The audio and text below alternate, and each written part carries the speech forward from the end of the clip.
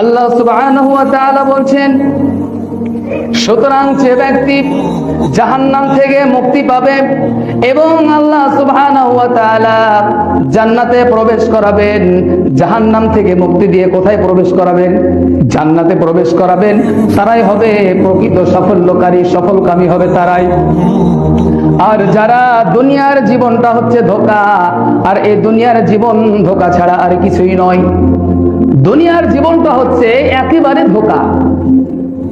আল্লাহ সুবহানাহু ওয়া তাআলা বলছেন, এই দুনিয়ার কোনো মূল্য আমার কাছে নেই। একটি পচা দুর্গন্ধযুক্ত গাধা যদি পড়ে থাকে, আমরা সেখানে যাই না, তার পাশ দিয়ে আমরা যাই না, আমরা দূর দিয়ে গমন করি। কারণ হলো এর পচা দুর্গন্ধযুক্ত একটা কি গাধা পড়ে আছে, সেখানে আমরা যাই না, এটা নিকৃষ্ট।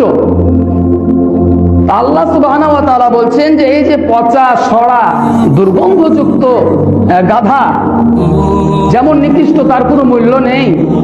অনুরূপ ভাবে আল্লাহ বলছেন এই দুনিয়া আমার কাছে কোনো মূল্য নাই। তা আল্লাহ বলছেন যে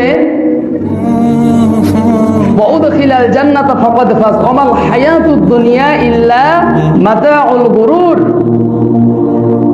যে এই দুনিয়ার জীবন হচ্ছে ধোঁকা, এই ধোঁকা ছাড়া এই দুনিয়ার কিছুই নয়। অথচ দেখেন যে আমরা এই দুনিয়ার ধোঁকার জীবনকে আমরা অনেকেই বহু কিছু মনে করছি, বহু কিছু মনে করছি।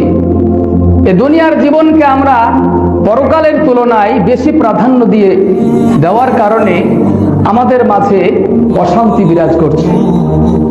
অশান্তির দাবানলে আমরা জ্বলে পুড়ে মরছি। তাই আমাদেরকে যে কোনো মূল্যে, যে কোনো ভাবে দুনিয়ার জীবনকে আমাদেরকে ঘৃণাই করতে হবে। যে দুনিয়ার জীবন হচ্ছে একটি ধোঁকা। আর শয়তান সব সময় এই দুনিয়ার চাকচিক্যটাকে আমাদের চোখের সামনে বেশি বড় করে দেখায়। কারণ এই শয়তান এখানে কি করে, ফাঁদ পাতে যে এই দুনিয়ার চাকচিক্যকে সে বড় করে যখন দেখায়, তখন মানুষ কি মনে করে, দুনিয়ার লোভ লালসাটাকে বেশি বড় করে মনে করে, বেশি বড় মনে করে।